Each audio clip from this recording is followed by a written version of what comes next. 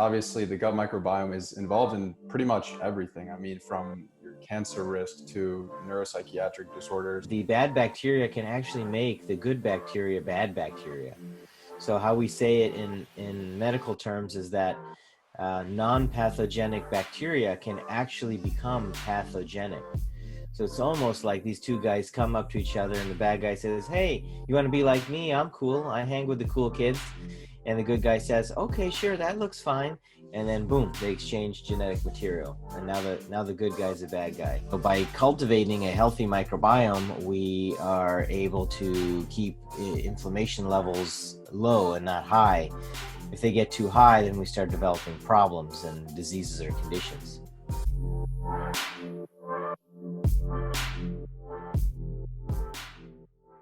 Welcome to the Live Damn Well podcast. My name is Jorge Roman, and my guest today is Dr. Marvin Singh, a board-certified physician in internal medicine, gastroenterology, and integrative medicine. He was previously a clinical assistant professor at UCLA and was also an assistant professor of medicine and associate director of gastroenterology at Johns Hopkins University. Dr. Singh, it's a pleasure to have you on the podcast. Thanks for having me.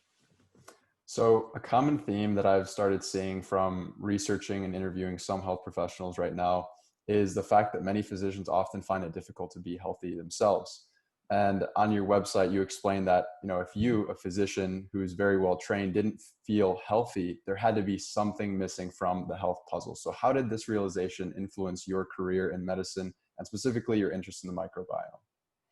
I think, I started learning about integrative medicine and nutrition when I did this fellowship in integrative medicine after I had already finished all my training and was working as a, full-fledged doctor. And I started applying some of these principles to my own health just almost as an experiment and realized that, wow, there is a lot that's really missing from how we approach health, because I thought I was pretty healthy, instead of eating burger and fries for lunch like most people, I would have a sandwich and a bag of chips. Maybe there'll be some carrots on the side too, but, and I would have Coke Zero instead of regular Coke because, the 0 calories is much better for you. But really, the way that the food industry is designed here in this country is even the smartest of us can get fooled with what's actually healthy and good for you. And when I started learning about it, it really kind of changed my, whole viewpoint on how we take care of ourselves. And doing the fellowship really helped bring some of that to the forefront. And then I started writing on the topic as well. I just immersed myself in the literature, and I've written some book chapters and articles and things like that. And that whole process really helped me understand how different things can impact us more than I thought before. And I'm a gastroenterologist, so I guess my mind gravitated to the gut microbiome because that's my key organ. So I focused on learning that one the best first. So what were some of the symptoms that you were having as you started to research more? The symptoms that I was experiencing, or what my personal health was like? Right. Well, I wasn't really very symptomatic, but I was probably 30 pounds overweight and had some heartburn once in a while. Maybe some fatigue, but who knows? Because I'm a busy doctor too, so that could be a tough one to address for a doctor running around. Right. But nonetheless, I think those were some of the main things I was experiencing, and a lot of that kind of started melting away slowly when I changed my lifestyle habits. When I immersed myself in the literature, I found that all of these lifestyle habits that we talk about, eating healthier, eating more vegetables, exercising, sleeping, meditating, avoiding toxins, all of those things actually can change our microbiome, can impact how our microbiome is set up. So that was fascinating to me. And that's kind of how I kind of really dove deeper into the whole situation with regarding the microbiome. And so as you started to learn more about the microbiome, what were some of the things that you saw that kind of brought your attention to changing your lifestyle? What were some of the targeted things that you started doing with diet and lifestyle to try to improve your gut microbial composition? Well, diet is really probably one of the fastest ways to make an impact if you have room to make a change. And I think we all have room to make a change. First thing I did, I remember, is got a bunch of trash bags and went into the pantry and looked at all of the foods that were unopened that didn't have good ingredients on the labels. And we got them out of the pantry. We have a food bank in town where we live, and so we donated the food there. Just some people, need food to survive. So we thought that was a good thing to do rather than just throwing it away. And then we focused our time and attention on replacing those items in the pantry with healthier versions of the things that we actually need, not just more junk to add to the pantry, which is what a lot of people actually do. And then we got a whole army of Pyrex containers, and the plan was to try to do the food prep, well in advance of when you actually want to eat the actual food, because that's really the biggest obstacle to overcome. You can say, yeah, I'll eat a salad for lunch every day, but somebody's got to make that salad. And, if you're busy and you're on the go and you don't have time to spend chopping vegetables, probably you're not going to do it. So you'll just go with the convenient option, which would be a sandwich or a burger or something like that, Chick-fil-A drive-through, that's what a lot of people do. So what we did was, I do all the grocery shopping on Saturday, and then, spend a couple hours shopping for what you need for the week. And then the next day, my wife and I would line it all up, wash everything. It'd be almost like a factory, in the kitchen. And then line up all the Pyrex, chop them all up into, small pieces for whatever it is, whether it's lettuce or carrots or cucumbers or bell peppers or whatever. Even broccoli and cauliflower and cabbage and zucchinis and everything, just because you're not just focusing on lunch, you're focusing on anything you could cook. So I did that. And then, you can imagine if you open up a fridge and all you see is, glass, on top of each other, boom, boom, boom, boom, boom, all the way down. Kind of looks cool actually. And that's how we started. So, you want to have lunch, pop it together real quick. You're going to make dinner anyways. And now you have all these vegetables that are already, prepared for you. All you have to do is throw them on the pan or put them in the oven or something like that. Right. So what you're saying is, because it's super important, is the practical side is, I think, really the most difficult thing to do. Because as you say, a lot of people know that eating cheesecake every single day probably isn't the best thing to do, but it's Yeah. that convenience factor that I think is super important. That's something that I really hope to do as a health coach. Yeah. So you make health convenient. And if you're spending just a couple hours grocery shopping, which you're going to do anyways, and for a family of 4, I calculated it down, like consistently spending about 2 hours or so prepping all the stuff for the week.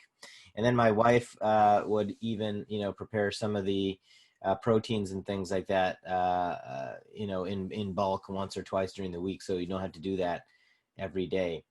And we knew what was going to be healthy. We knew what was good for us, but we wanted to make it convenient for us, so that what happens when you're when things are more convenient, you tend to be more compliant with it.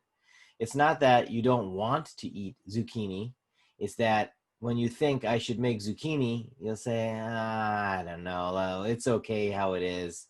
I don't feel like chopping that up right now. Or it's hard enough, I got to chop up the broccoli, now I got to chop up the zucchini. We'll just go with one vegetable today. So you find that if you actually make things more convenient, you'll be able to actually eat more and eat more healthy foods, and you won't be hungry. You'll just be full of healthier foods. And it could be a time for bonding, hanging out as a family. I got the kids involved. You would wash the foods and pick a food and say, hey, okay, we have broccoli here. Touch the broccoli, smell the broccoli, feel the broccoli. Now let's talk about broccoli. What's helpful in broccoli? Broccoli has vitamins, broccoli has minerals, broccoli is a source of fiber, and teach the kids about it. So when they actually see the broccoli on their plate is cooked, they think of it in a different way. They think of it as something that's healthy, something that came from the earth that I personally washed and touched and cut. And it really makes a different impact. We used to call those in the early days food lessons. So the kids would come for their food lessons while we were prepping the food. That's awesome. Yeah, that's great. So something that I really want to touch on in this episode is immune health and the gut microbiome, because obviously the gut microbiome is involved in pretty much everything. I mean, from your cancer risk to neuropsychiatric disorders and other things like that. So something that I hear thrown around a lot is 70 or 80% of your immune system is located in the gut. But what does that actually mean? So that means that that means a lot of things. So we have a lot of immune cells, and you can think of their headquarters for a large part being in the gut, in the digestive tract. The digestive tract is what we mean when we say gut. So your intestines, basically. There are, there's a lot of lymphoid tissue in the gut, and in that lymphoid tissue lives a lot of those immune cells. Also important, though, is that the gut microbiome, which is trillions and trillions of microorganisms, bacteria for the most part, but also fungi and viruses also live in the microbiome. This microbiome is really very largely responsible or contributory to the degree of inflammation that we may have in our bodies and in our digestive tract. By cultivating a healthy microbiome, we are able to keep inflammation levels low and not high. If they get too high, then we start developing problems and diseases or conditions. Okay. So if these gut microbes, which are, I think, correct me if I'm wrong, there are trillions of them and they actually outnumber human cells? Yep, there are more bacterial cells on your body than there are human cells. You are not a human. You are a clump of bacteria. Right, right. So then There's more DNA from these microbes too than you have human DNA in your body. right, that's exactly what I wanted to pose are we really just a vessel for these microbes? Are they just using us to get around, because they seem to be really at the core of human health in all ways. Yeah. Who is really evolving, I guess, huh? That's Right, another discussion. right, exactly. So then there's this concept of immune crosstalk, as you were talking about how these gut microbes that we have, this collection of bacteria, fungi, archaea, how they're talking to these immune cells. And so could you explain a little bit more about how that works? Well, that is a very complicated process that I don't think is even really fully understood, but we do understand that this type of thing happens. There is crosstalk between the gut and the nervous system or your brain. Through the vagus nerve is you can consider like a informational superhighway or a very large telephone pole that communicates, and we know that changes in the bacteria in the gut can actually influence our emotions, our sensations for pain, our thoughts, and things like that. And this happens very rapidly. Then there's another way of thinking as well, that the microbes actually communicate or can exchange material with each other. A good example is in the setting of chronic stress, or when we have a stress and all the chemicals related to that stress response are released in the gut, because all those chemicals and neurotransmitters are also found in the gut as well. When they're released into the gut, then that can be what we call like a quorum sensing event. So quorum, means when you have a meeting, you call to order, and everybody who can come to the table, who can vote, should come and vote. You call for a quorum in order to have a majority so you can make a vote. That's how we think of it in politics. So in the gut, basically, you can think of it as an event where you're basically calling everyone to the table. And It's at that point and when these things happen, the bad bacteria can actually make the good bacteria bad bacteria. So how we say it in medical terms is that non-pathogenic bacteria can actually become pathogenic. So it's almost like these two guys come up to each other and the bad guy says, hey, you want to be like me? I'm cool. I hang with the cool kids. And the good guy says, okay, sure, that looks fine. And then boom, they exchange genetic material. And now the good guy's a bad guy. Wow, that's incredibly interesting. I didn't know So that. when that happens once, if you're, you know, at the zoo and you're being chased by a tiger, that's one thing. But if you have that tiger in your head all day, every day, and that stress, which really doesn't exist, is actually there all the time, I think this is a situation or a setup or one of the reasons why people with chronic stress may also have a lot of digestive problems or gut problems. Right, because chronic stress as opposed to acute stress is really not a good thing. When we have stuff that is chronic inflammation is no good. And it's not only the fact that, you know, there are all of these glucocorticoids, these stress hormones that are flooding the body that affect, you know, virtually anything that has a receptor for it, but it also, there's this gut brain axis that connects, you know, your emotional state to, you know, your gut microbiome. And I've noticed that a lot in myself and people around me that have autoimmune conditions, that if they're super stressed, like their digestion is off, they might feel even like brain fog after like eating certain foods. But when they're really relaxed, when they're like feeling very grateful for a food and just calm, they actually digest it better. Yeah, exactly. And a lot of people with certain autoimmune conditions may flare up during times of stress as well. So that also underscores that importance as well. So there's also this concept of epigenetics. So the fact that our genome isn't really, you know, static and still all the time, that there's actually this ever constant interaction between the environment, our emotions, and all that stuff, and how our genes are actually expressed. So if this is true, then how does those microbes, how do they affect our gene expression, specifically in terms of our immune health? Yeah, so I don't know that I'll have the answer for that because I don't know that we have the answer to that in every situation. The thing to understand is that we have a lot of genes and we have a lot of microbes. Excuse me. And we have a lot of genes and we have a lot of microbes. And each of those microbes has a lot of genes. And those genes can create or release different chemicals. We call them metabolites. And I think that that's really the answer to your question. A long story short, but if you can imagine, all the genes can produce metabolites, which are proteins or enzymes or chemicals. And each microbe may have the capacity to produce many of these metabolites, and then you have trillions of these microbes, so then you have that many fold metabolites. This is really where the next frontier of science is going to be, to try to help understand, if we can understand metabolites and how they impact most likely gene expression and how the other microbes operate, then I think we'll have a much better picture. We can do some testing for certain metabolites. In my precision medicine practice, we can do some of that. But at the end of the day, they are just some metabolites. They're not every metabolite.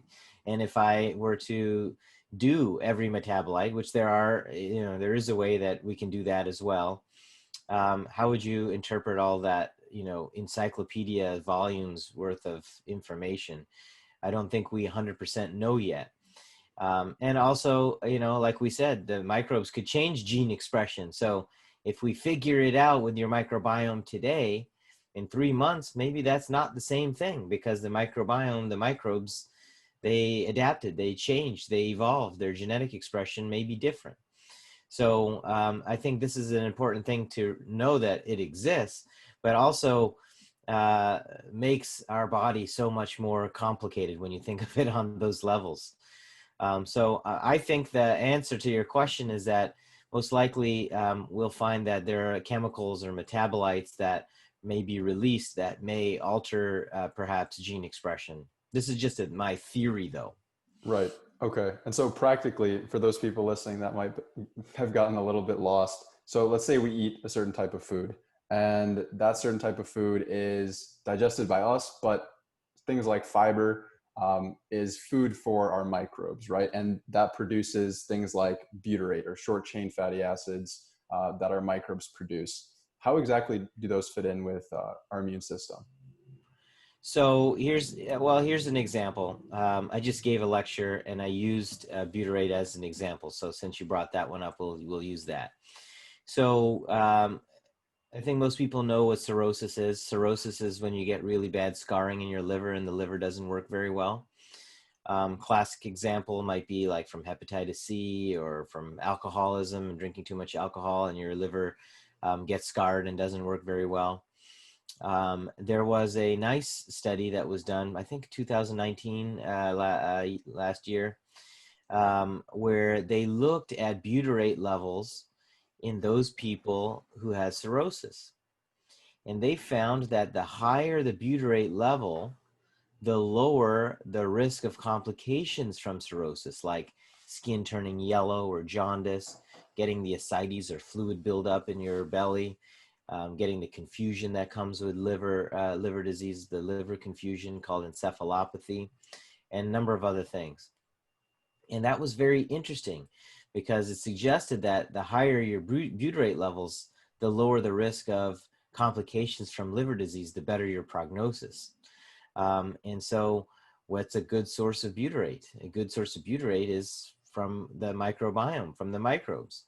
So, whether you're taking a supplement of it or you're eating a lot of vegetables and fruits and you're having good butyrate production in your gut as a result of that, these are things that may potentially, we can infer, may potentially help reduce the complications of liver disease, because that chemical, that compound, the short chain fatty acid, the butyrate, plays a role in doing that. Now, exactly how that happens or why that happens or what every chemical pathway or mechanism behind that is, I don't think we know that, but we do see that correlation. And is it only from fibers, from the fibers from food that we feed our microbiome so that they can produce things like butyrate? Yeah, so through the process of fermentation or digestion of these fibers, you have production of butyrate. Butyrate is considered a postbiotic. We have prebiotics, probiotics, and now we have postbiotics. Postbiotic basically means that it's something that the microbe, the bacteria makes. So it's like an end product. And it's the same concept we're talking about. It's, same principles, as far as metabolites are concerned. Metabolites are basically, chemicals that are made by the microbes. So if butyrate is generally a good thing for your gut microbiome, it's generally a good thing for the health of your immune cells, then what are some things that you can start doing in your life? Like, is it only fiber or are there other foods that you can eat? There's a lot of things that go into making the microbiome healthy. It's not just going to be one thing. The microbiome's too complicated to be that easily hacked. And some people feel that the microbiome is not even a hackable type of organ system because it continually adapts and changes to your environment. So you may think I'm going to turn left and it'll go left with me, but it may go right because you don't know that there are 10 other things going on somewhere else that are causing it to go that direction. So, the microbiome is a good source of butyrate production if we have a diverse microbiome that is able to perform those functions of digesting the fibers properly to make the butyrate in the first place. So that, the how to do that is a lot of different things, but some of the basic things are just following proper lifestyle principles. Eating the right diet, because the diet is the food that needs to be digested and eaten in order to make the butyrate.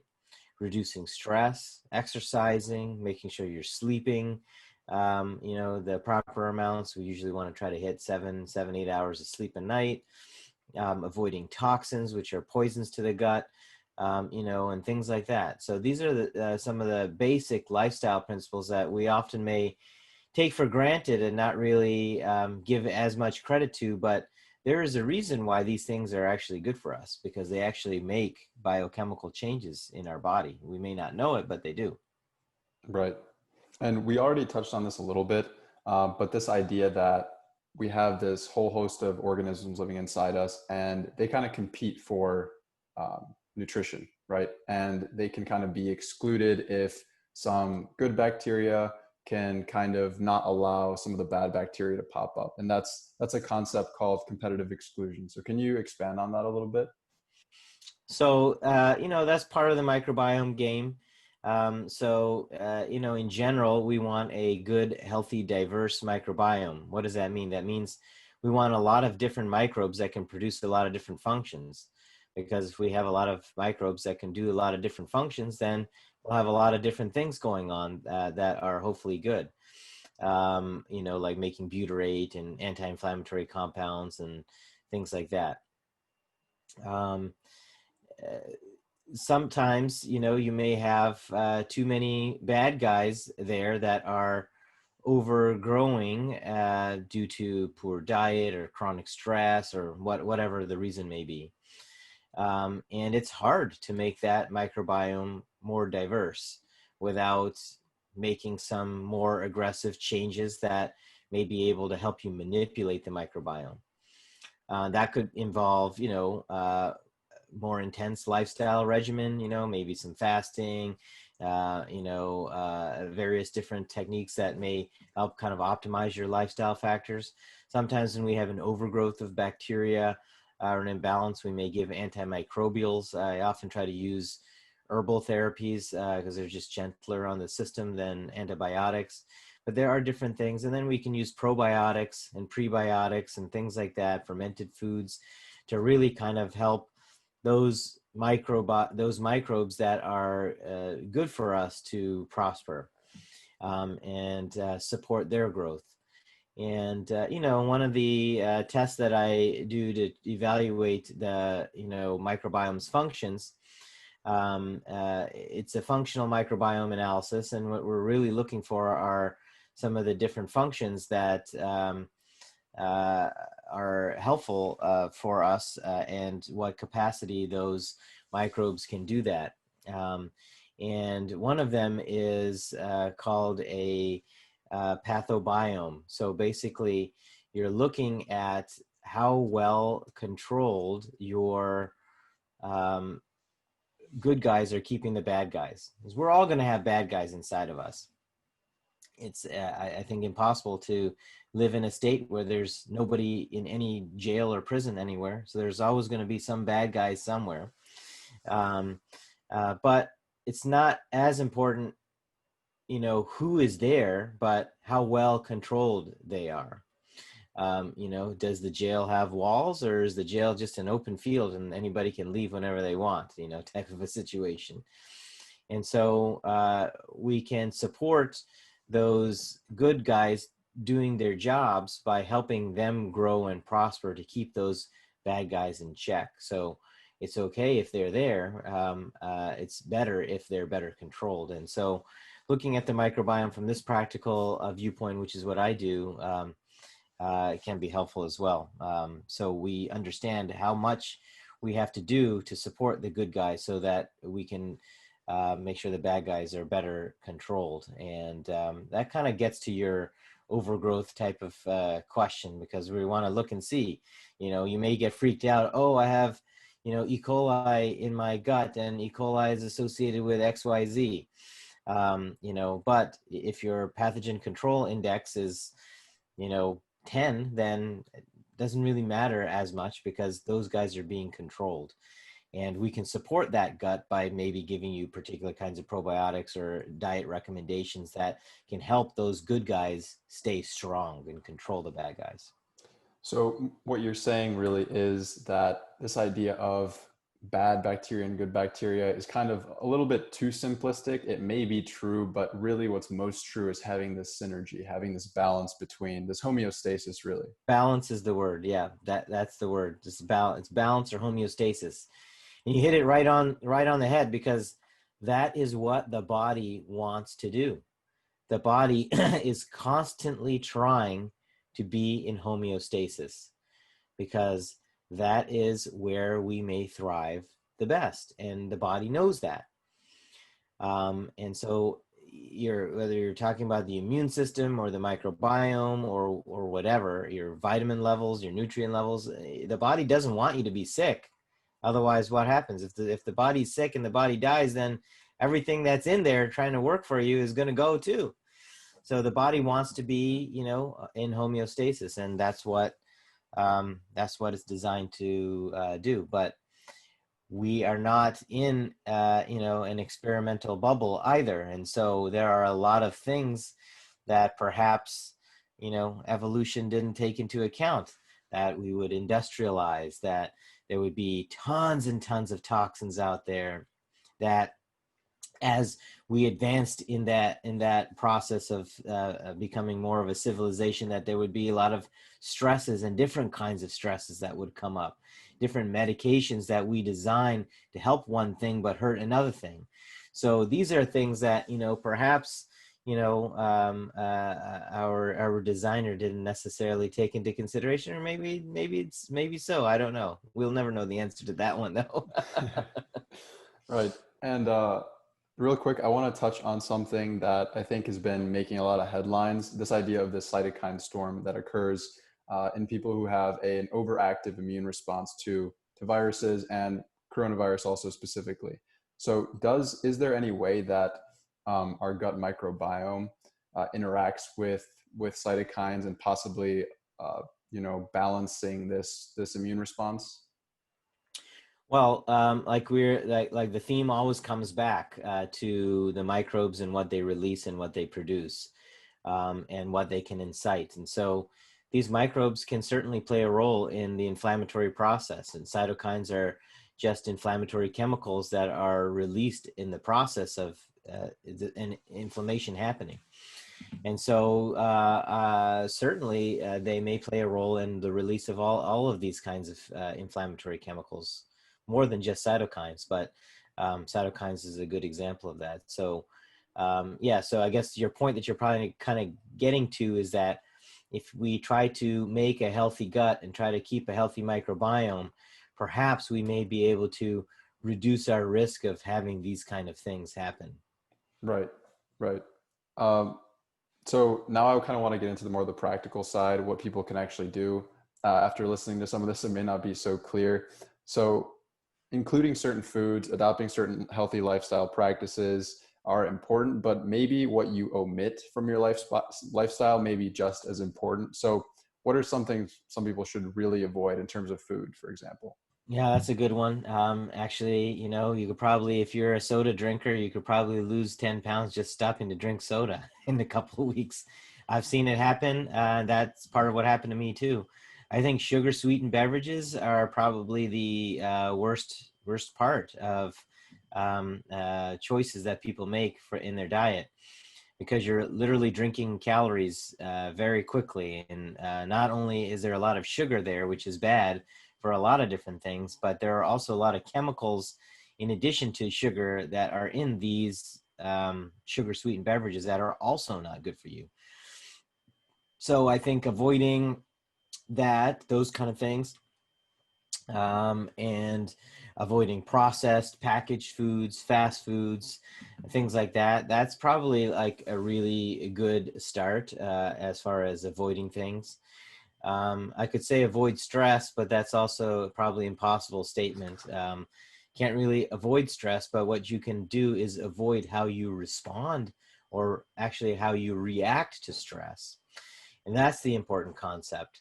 Oftentimes when there's a stressful event, we react to it rather than sitting for a second and thinking, how should I respond to it? And so if you avoid how you react, a lot of times I would imagine that you would have a better outcome if you thought, how should I respond, rather than how am I going to react? So that may help reduce, bad things from happening inside your body biochemically as a result of the stress response.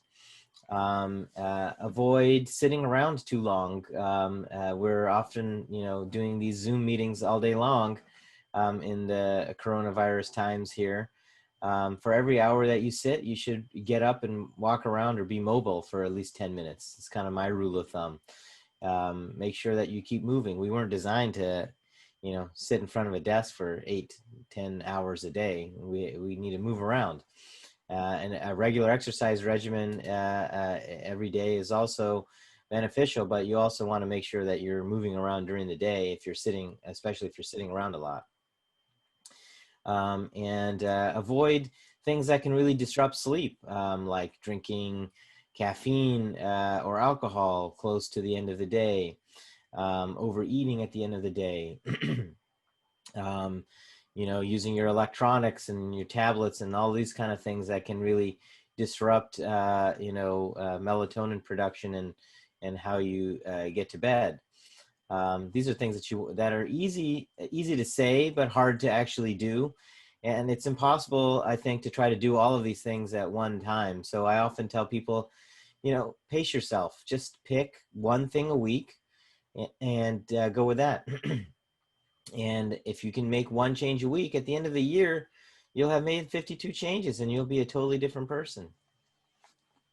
Yeah, I totally agree with that. And something that you said that I think is really important, and it's a really interesting concept, is the fact that most of life is how you respond to something, and the rest of it, that small piece, is actually like what happens. You actually have a lot more control than we think, but it's more, yeah, sure, we may not have control what happens, but we do what we can, like with what we have and how we respond to something. So I think that's super important. Are you a big fan of chocolate? Now, if you're a human being, you probably just answered yes. But I'm not talking about Snickers or M&Ms or any of that crap that a lot of us grew up with, including myself. I'm talking about a super buzzword loaded, incredible dark chocolate from Hugh Kitchen.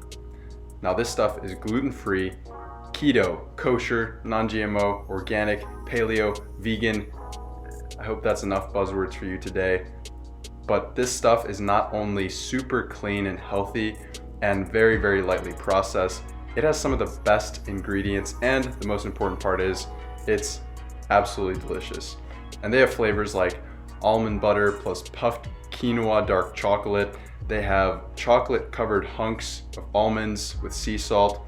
They have these gems, which are dark chocolate chips, and hazelnut butter and many other flavors. Now, if you're looking to still eat healthy, but you want to treat yourself now and then this is the single best cheat snack that you could have while still sticking to your health goals. So, since you're listening to this amazing podcast, you can use the code Jorge15, that's JORGE 15 at Hugh Kitchen, and you will get 15% off your order. Check them out and enjoy the chocolate. Now, something else that I've heard you talk about on another podcast is some alternative sweeteners that, may be touted as being better because there's zero sugar, 0 calorie, but, are those things like monk fruit, stevia, Splenda, because they may not affect blood sugar and insulin the same way, but do they still affect the microbiome? Many of these may, Splenda is sucralose, and it's a famous one. It's almost like double the amount of sugar really for your body. So it's really not necessarily a health food for sure. I think, stevia is one that really hasn't been implicated in too many bad things, but many of the other artificial sugars really do create a metabolic confusion. Your body knows there's something sweet coming in and may mount a response to sugar and calories, yet perhaps those aren't there. And, you're trying to avoid these insulin surges and things like that. And that may not necessarily be the case, that taking Splenda, for example, is going to eliminate these types of things from happening. And these things don't cultivate a healthy, diverse microbiome either. So we want to try to stay away from, these things as much as possible. Use natural sources if you need to sweeten something. For example, like if I'm going to make a smoothie and I don't want it to be too bitter or tart, I may add some, berries to it that may naturally sweeten it, or a little bit of banana or something, which is kind of a sugar source as well, but at least it's a banana and not Splenda. Right. There's a lot of other good So, factors that go into a banana rather than just pure sugar or Splenda. yeah. Yeah. So I think, it's a lot of good marketing that makes people think that artificial sweeteners are better for you. And perhaps it's better than tons of sugar, but is it better as in you should do a lot of it all the time? I don't think so. So basically, the first easiest step for people is try to eat as less processed food as you possibly can. Try eating more whole foods like vegetables, fruits, some meat, like things like eggs. And that's really, I think, is honestly a very easy but simple step. The only really difficult thing about that is doing the meal prep, things like that, to make it simple and convenient to do. And so you talked a little bit about toxins earlier. What are some of those that we should really steer clear of? So, there's toxins come in a lot of different forms. There are, pollution toxins in the air. For those kinds of things, it's good to have air purifiers in your house, have plants in the house that are good at helping to detoxify the air. There's toxins in your food. So by avoiding processed and packaged foods, you're reducing drastically a lot of the toxins you're exposed to there. It's good to really get in the habit of looking at the labels. Even the smartest of people can get tricked and fooled on these labels. Rule of thumb is that if you look at something on the back of a label and you don't think your grandmother would have known what it is, then you probably shouldn't be eating it. So that's one trick. And toxins can also be in your your beauty products, your soaps, your lotions and creams. I often will direct people to the Environmental Working Group's website, ewg.org. They have a really nice website where they kind of go over what are some of the better products and not. And they also go over, the Dirty Dozen and Clean 15, which are the foods that you should focus on as being organic versus things that you could probably relax on the organic over, to try to help make shopping a little bit more, cost friendly for you. Even your clothes, your furniture, your paint on the wall, some of these things, you may say, well, this guy's just being impractical. We can't do all this. But in truth, if you really wanted to, you could do a pretty darn good job. Excuse me. There are, eco-friendly furniture. There are VOC-free paints. There are, types of flooring that are more healthy for you than less healthy for you. And if you take the time and effort to study these and research these, and if you're going to do a renovation in your house, for example, have the opportunity to make a choice of whether I should use this paint or that paint, even if it's like $1 a can more, you then have the option to make an intervention that may be healthy for you, because that paint's going to off gas for a long time and you're going to smell that for a long time. And maybe that paint itself isn't going to give you lupus or something like that, but the paint, in addition to your diet habits and your sleep habits and the stress level and how much alcohol you drink or whatever, may be one of the last straws that breaks your camel's back. And that's what makes you sick. That's what really got that fire that was in a low grade kindling and made it a big flame. So all of these things do impact us, because these toxins directly can impact the microbiome and cause an imbalance. Remember, we said it's all about homeostasis or balance.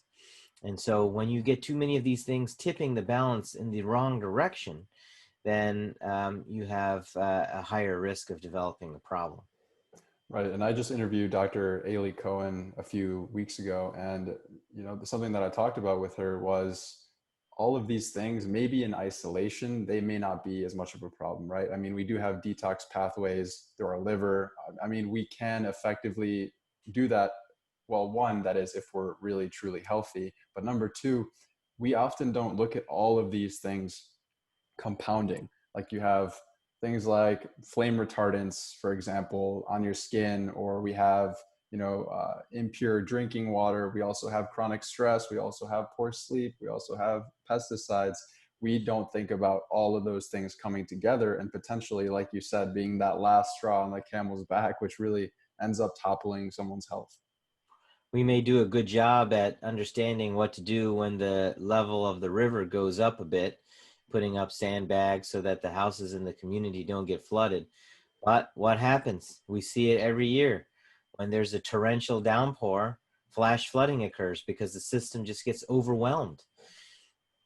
There's nothing that we could do. What are you going to do? Put sandbags all the way to the moon? You don't know when it's going to happen or exactly what are the steps that are going to lead to that breach of the water level. But you know that it can occur when too many factors are at play. And that's the same way the health of your body is.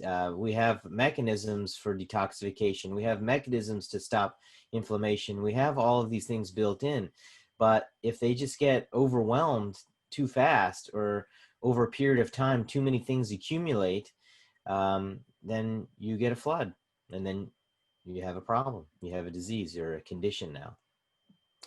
One last question before we get into some of the positive stuff. So glyphosate is super controversial still, even though there's a lot of mounting research that it can kind of work as some sort of antibiotic by inhibiting some enzyme in certain microbes and not allowing certain amino acids to be formed.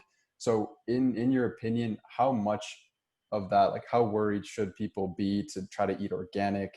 And I know the Environmental Working Group has like a list of the most heavily sprayed foods. So what's your opinion on that?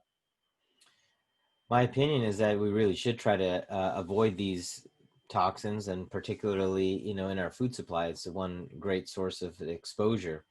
One thing that we can do is to eat organic or non-GMO as much as possible, if not all the time.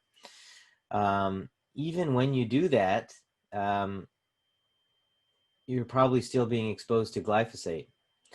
In my clinic, Precision Clinic, where we take a personalized approach to health, checking these levels is one thing that I do.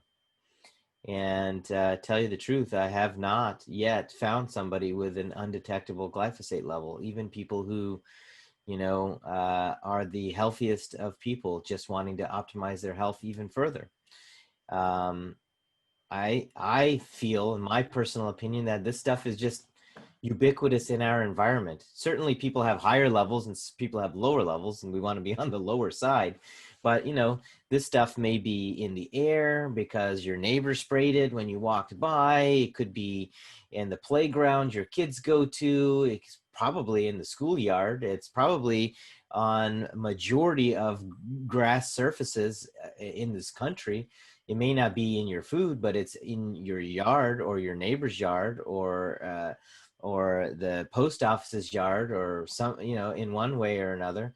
And we get exposed to it on an ongoing chronic basis. And, it is like an antibiotic or, it kills the microbes. It's a toxin to the gut. And not only that, but when you're using it on your foods, remember, we have a microbiome, but the plant also has a microbiome.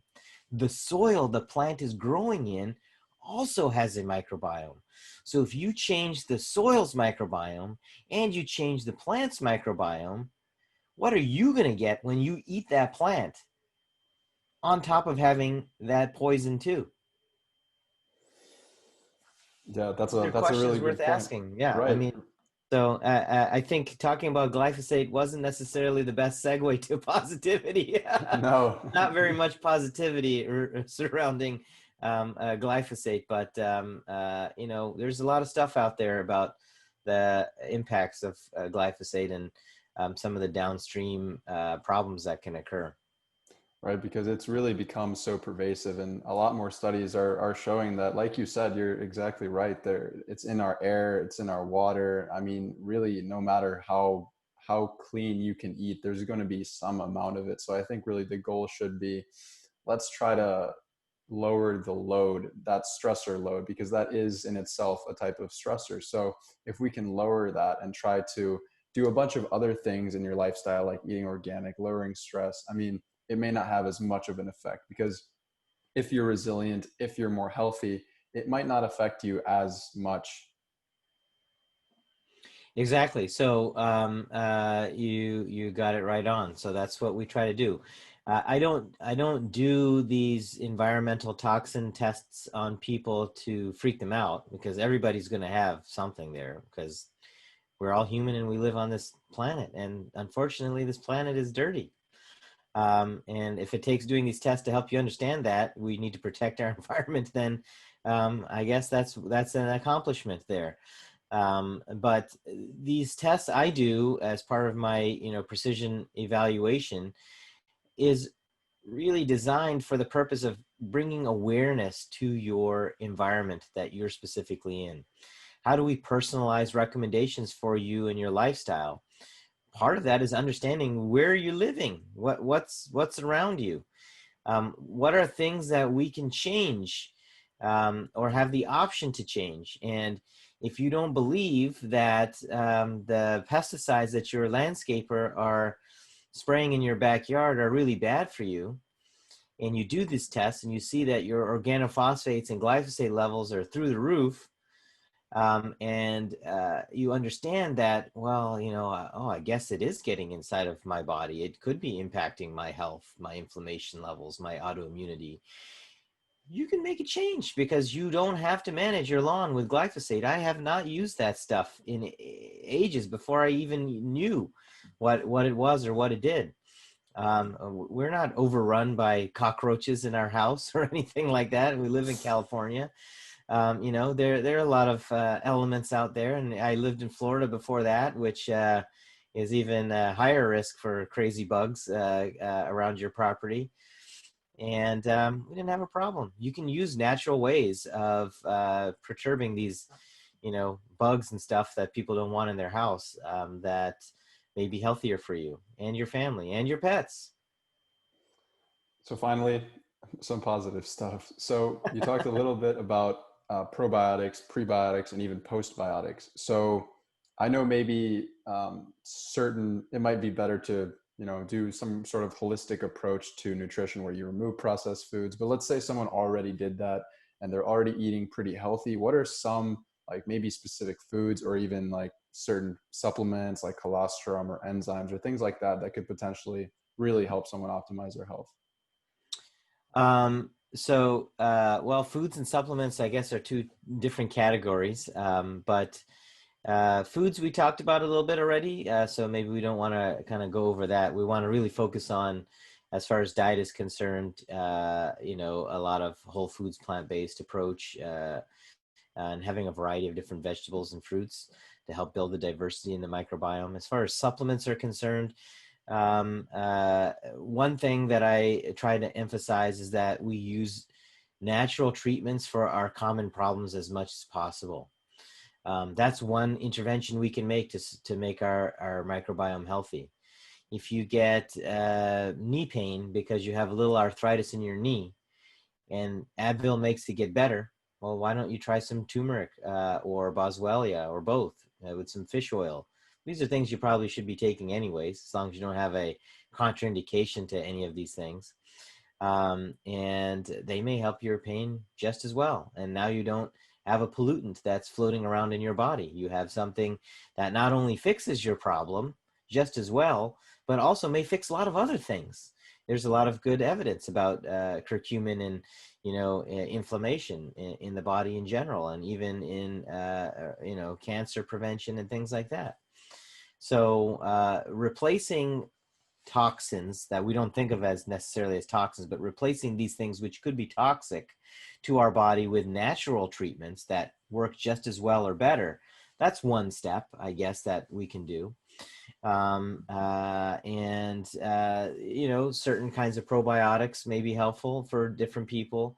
Colostrum is something that definitely could be helpful as well. It really depends. You can't really make a universal blanket comment for everyone because we're all so very different. And that's the exciting part of why I started the clinic, Precision Clinic, because really what that does is help you understand what you need to do or should do based on what's going on inside of your body, rather than making blanket recommendations for everybody and saying that everybody should follow the same protocol, because it doesn't really work that way. Even if we wanted to, that's not how the body works. We're all so different. We have to really know what we need to support our health. Some people may need probiotics. Some people may not need probiotics. Some people we should start with prebiotics. Sometimes we may need to wait a little bit to give some prebiotics. It really depends on the situation. But these are some of the things, antioxidants, B vitamins, supplements to support mitochondrial health. Sometimes they give nicotinamide riboside to help support those energy powerhouses in our cells called the mitochondria. We use L-glutamine and zinc carnosine and things like that. If there is some leakiness to the gut that we see when we do some of this testing, if we feel that somebody has leaky gut or intestinal permeability. So there are a lot of different things that we can do to try to help fix some of the problems that we identify. The point is to be aware that we can identify some of these things and then to work towards figuring them out, because otherwise it's a little bit harder. So to wrap up, I don't want to take up much more of your time. These are really very simple things that you can do. I mean, switch from a very highly processed standard American diet, SAD, which is very, very well named. Start eating whole foods, reduce your stress, exercise, move a little bit. It doesn't have to be like super heavy, no pain, no gain exercise every single day. But these are really truly simple things. And I think the biggest takeaway from your talk in this episode is really start doing these simple things. Gut health is brain health. Gut health is metabolic health. Gut health is immune health. So if you start really doing all of these small things, they can compound and add up to do pretty good. There's a reason we say all disease begins in the gut. Yep. Hippocrates was absolutely Hippocrates was right. He may not have known what he was talking about, but he must have had some vision of how we're all put together, and he was spot on. Absolutely. So something that I do with all of the guests is do just a few quick rapid fire questions at the end. So the first one is, what is the one aspect of health which you have found has the greatest impact on your health, your family's, or your patient's health? Mindfulness, stress reduction. I think there's so much power behind starting a practice like that on many different levels, even for your longevity. There's a lot of great data in a lot of different arenas with regards to how stress reduction can influence your health. So I think that's probably the top thing. And then what does leaving a legacy mean to you, and what message do you want to leave behind once you pass away? Well, that's one way to finish the show on a high note. Let's talk about when I die. I think what I've started working towards doing here, being a leader in the field of precision medicine and personalized approach to your health, is really my legacy. I established the term precisionomics, which is really our way of practicing medicine for you. Precision medicine is really a game changer in how we define health, or what it means to be healthy.